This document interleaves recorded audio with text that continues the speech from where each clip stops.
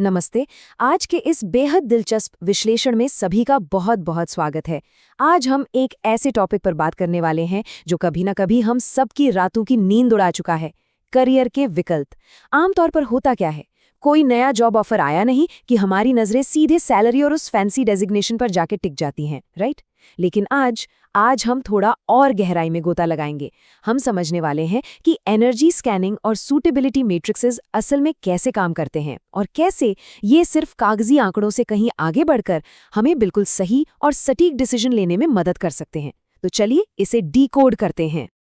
जरा सोचिए, क्या कभी ऐसा हुआ है कि किसी बहुत बड़ी एकदम नामचीन कंपनी से कोई शानदार जॉब ऑफर आया हो? कागज पर देखने में सब कुछ बिल्कुल परफेक्ट लग रहा हो, सैलरी भी बेहतरीन, पोजीशन भी टॉप क्लास, लेकिन फिर भी पेट में एक अजीब सी घबराहट, एक बेचैनी सी बनी रहती है। ऐसा लगता है जैसे कुछ तो मिसिंग है। आखिर ऐसा क्यों होता है? पूरी तरह से लॉजिकल और सही दिखने वाले जॉब ऑफर्स भी अंदर से इतनी एंग्जाइटी क्यों पैदा करते हैं? सच कहूं तो ये बेचैनी बेवजह बिल्कुल नहीं होती। हमारा लॉजिकल दिमाग भले ही उन बड़े नंबर्स को देखकर खुश हो जाए, लेकिन हमारी अंदरूनी ऊर्जा, हमारी एनर्जी अक्सर कुछ और ही कहानी बयां कर रही होती है। तो आज के हमारे इस सफर का रास्ता एकदम साफ है।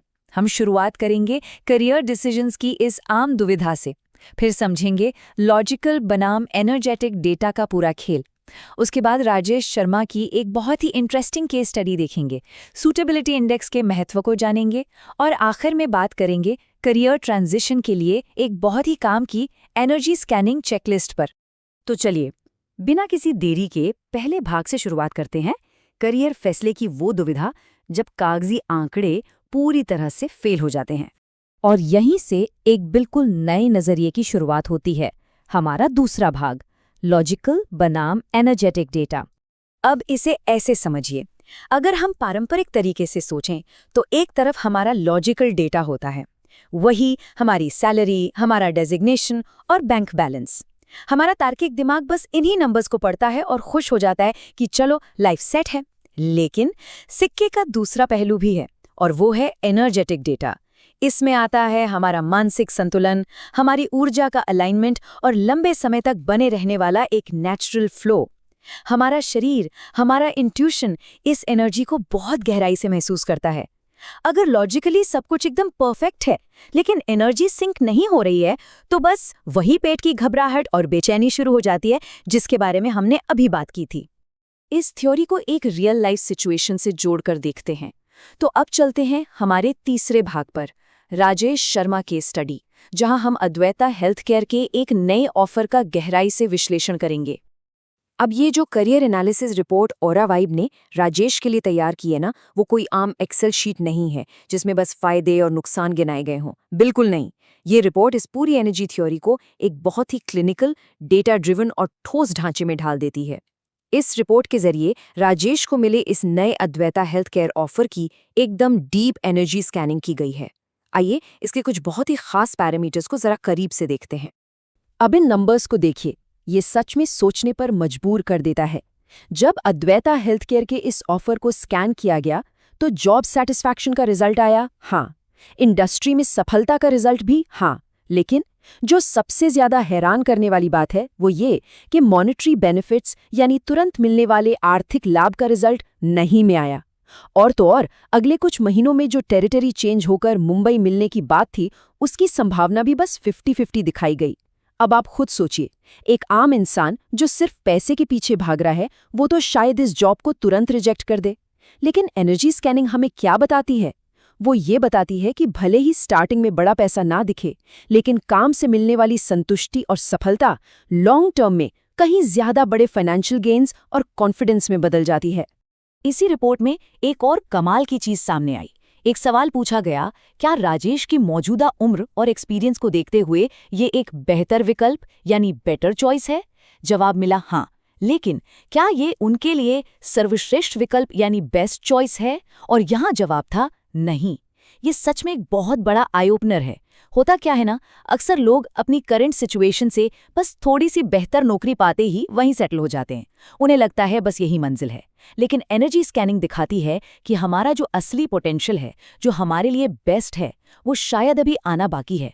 और उस बेस्ट के लिए अपनी एनर्जी को बचाकर रखना कभी-कभी कहीं ज्यादा समझदारी का फैसला होता है।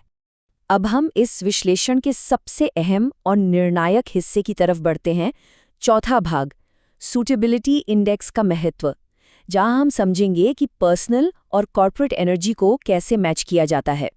तो सवाल ये है कि आखिर ये सूटेबिलिटी इंडेक्स भला क्या है? सिंपल वर्ड्स में कहें तो ये इस बात का एकदम सटीक मेजरमेंट है कि किसी इंसान का अपना इलेक्ट्रोमैग्नेटिक फील्ड और उसकी अंदरूनी ऊर्जा किसी कंपनी के कलेक्टिव वर्क एनवायरनमेंट के साथ कितनी मैच करती है। देखिए, हर कंपनी का, उसके मैनेजमेंट का, वहाँ काम करने के तरीके का अपना एक अलग एनर्जी सिग्नेचर होता है।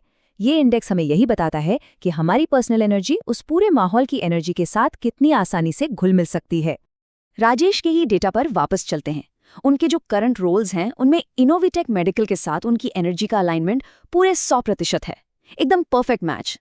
प्राणामेड सिस्टम्स के साथ भी ये एक सॉलिड 80% है। लेकिन वो जो नया चमचमाता हुआ और बहुत ही अट्रैक्टिव अद्वैता हेल्थ केयर का ऑफर था, उसके साथ उनकी सूटेबिलिटी सिर्फ 55% निकली। है ना चौंकाने वाला डिफरेंस? एक ऐसा जॉब ऑफर जो लॉजिकली हर एंगल से एक ड्रीम जॉब लग रहा था, उसकी एनर्जी कंपैटिबिलिटी तुलनात्मक रूप से काफी कम है। जी हाँ, सिर्फ 55%। ये सच में एक ऐसा डेटा पॉइंट है जो किसी को भी हैरान कर दे। जरा सोच कर देखिए, एक बहुत ही प्रेस्टीजियस और लॉजिकली बेहतरीन जॉब ऑफर किसी इंसान के लिए सिर्फ 55% सूटेबल है। बाहर से देखने पर सब कुछ एकदम फ्लॉलेस लग रहा है, लेकिन अंदर ही अंदर आधी से ज्यादा ऊर्जा का टकराव हो रहा है। अब अगर कोई इंसान उस 100% सूटेबिलिटी वाले एकदम सेफ और रिलैक्स्ड माहौल को छोड़कर इस 55% वाले माहौल में जंप कर जाए, तो असल में उसका क्या अंजाम होगा? इसे एक बहुत ही शानदार एनालॉजी से समझते हैं। मान लीजिए कि आपका अपना एक पर्सनल रेडियो रिसीवर है जो इस वक्त 104 FM पर बिल्कुल परफेक्टली ट्यून्ड है, जो कि इनोवेट की फ्रीक्वेंसी है। वहाँ एकदम स्मूथ गाने बज रहे हैं। लेकिन अद्वैता हेल्थ केयर का जो ब्रॉडकास्ट है वो 98.3 FM पर आ रहा है। अब देखिए, दोनों ही स्टेशंस अपनी अपनी जगह बेहतरीन है, लेकिन जब तक ये फ्रीक्वेंसी मैच नहीं होगी ना, तब तक आपको सुरीले संगीत की जगह सिर्फ स्टैटिक या वो इरिटेटिंग सा शोर ही सुनाई देगा। और ईमानदारी से कहूं तो रोजाना ऐसे शोर के बीच काम करना कभी भी नेचुरल या प्रोडक्टिव तो नहीं हो सकता। इस 55% सूटेबिलिटी का सीधा सा मतलब ये है कि आपके नेचुरल फ्लो यानी काम में सहजता के लिए आपके पास सिर्फ 55% एनर्जी ही अवेलेबल है। तो फिर बाकी की 45% एनर्जी कहाँ जाएगी? वो एनर्जी हर एक दिन, जी हाँ हर दिन, सिर्फ उस नए माहौल में खुद को एडजस्ट करने, टिके रहने और सरवाइव करने के संघर्ष में ही ड्रेन हो जाएगी। और जब आपकी इतनी सारी एनर्जी सिर्फ सर्वाइवल में खर्च होने लगेगी, तो बहुत ही जल्दी मानसिक थकान और बर्नआउट वाली स्थिति आ जाएगी। और ये बर्नआउट आपके करियर को आगे बढ़ाने के बजाय बहुत तेजी से पीछे धकेल सकता है। कई बार सिचुएशंस इतनी सीधी नहीं होती। मान लीजिए कि आपको 2 नौकरियां एक साथ मैनेज करनी हो। ऐसे कॉम्प्लेक्स डिसीजंस में भी एनर्जी स्कैनिंग बहुत काम आती है। जैसे इसी केस में देखिए, अगर राजेश प्राणामेड और अद्वैता को एक साथ करने का सोचते हैं तो रिजल्ट आता है शायद हाँ, क्योंकि कंबाइंड सूटेबिलिटी 65% है। मतलब अगर थोड़ा एक्स्ट्रा डिसिप्लिन रखा जाए तो इसे मैनेज किया जा सकता है। लेकिन वहीं अगर वो माइंड्रे और अद्वैता को एक साथ करने का सोचें तो रिजल्ट एकदम साफ है, शायद नहीं। यहाँ स्कैनिंग बिल्कुल क्लियर कट बता रही है कि कौन सा कॉम्बिनेशन आपके लिए मैनेजेबल है और कौन सा कॉम्बिनेशन आपकी एनर्जी के पूरे सिस्टम को ही क्रैश कर देगा। तो अब सवाल ये उठता है कि इस पूरी नॉलेज का हम अपनी रियल लाइफ में कैसे इस्तेमाल करें। चलिए बढ़ते हैं हमारे आखिरी भाग की तरफ, एनर्जी स्कैनिंग चेकलिस्ट, सही करियर बदलाव। तो अगली बार जब भी कोई नया जॉब ऑफर सामने आए तो बस इस चेकलिस्ट को याद रखिएगा। स्टेप नंबर 1, तुरंत मिलने वाली सैलरी और पैकेज को देख के एक्साइटेड होने के बजाय अपने मानसिक संतुलन को प्रायोरिटी दे। स्टेप नंबर 2, लंबे समय में उस इंडस्ट्री का स्वाभाविक फ्लो कैसा रहेगा, इसे एनालाइज करें। स्टेप नंबर 3, उस नई कंपनी के साथ अपनी पर्सनल फ्रीक्वेंसी की अलाइनमेंट को चेक करें। और आखिरी स्टेप, ये कैलकुलेट करें कि वहां आपकी एनर्जी ग्रो करेगी या सिर्फ ड्रेन होगी। यकीन मानिए ये चेकलिस्ट उस पुराने प्रोज एंड कॉन्स वाली एक्सेल शीट से कहीं ज्यादा डीप है, जो आपके दिमाग के सारे शोर को एकदम शांत कर सकती है। और हाँ, अगर कोई इस तरह के डीप एनर्जी एनालिसिस का एक्सपीरियंस लेना चाहता है तो ये जानकारी बहुत काम की है। ऑरा वाइब का अप्रोच सिर्फ स्कैनिंग या एनालिसिस तक लिमिटेड नहीं है, ये बहुत ही होलिस्टिक है। वे एनर्जी स्कैनिंग के साथ साथ हीलिंग, बैलेंसिंग और आपके एनर्जीज को अलाइन करने पर भी काम करते हैं। चाहे करियर का कोई बड़ा फैसला हो, बिजनेस से जुड़ा कोई डिसीजन हो या फिर लाइफ की कोई और सिचुएशन। ये उन घिसी पटी ट्रेडिशनल सलाहों से बिल्कुल अलग और एक बहुत ही फ्रेश अप्रोच है। दिए गई ईमेल या व्हाट्सएप नंबर के जरिए सीधे उनसे संपर्क किया जा सकता है। तो आज की इस चर्चा को खत्म करने से पहले मैं एक बहुत ही प्रोवोकेटिव और गहरा सवाल छोड़कर जाना चाहता हूँ। जरा ठंडे दिमाग से सोचिएगा। क्या हम अपनी एनर्जी वहाँ इन्वेस्ट कर रहे हैं जहाँ वो बढ़ रही है, ग्रो कर रही है, या फिर वहाँ जहाँ वो बस धीरे धीरे खत्म हो रही है, ड्रेन हो रही है? अपने करंट वर्कप्लेस के बारे में सोचिए। क्या आपकी ऊर्जा वहाँ फल फूल रही है, या फिर सारा जोर सिर्फ टिके रहने में, सर्वाइव करने में ही लग रहा है? देखिए, सिर्फ बाहरी चकाचौंध और लॉजिकल नंबर्स के पीछे भागने के बजाय अपनी एनर्जी के सही अलाइनमेंट को पहचानना सीखिए। कौन जाने, यही एक डिसीजन भविष्य में सफलता के ऐसे दरवाजे खोल दें जिनकी हमने कभी कल्पना भी न की हो। इसी विचार के साथ आज के इस विश्लेषण को यहीं विराम देते हैं। हमारे साथ इस ऊर्जा और ज्ञान के सफर में जुड़े रहने के लिए बहुत बहुत धन्यवाद।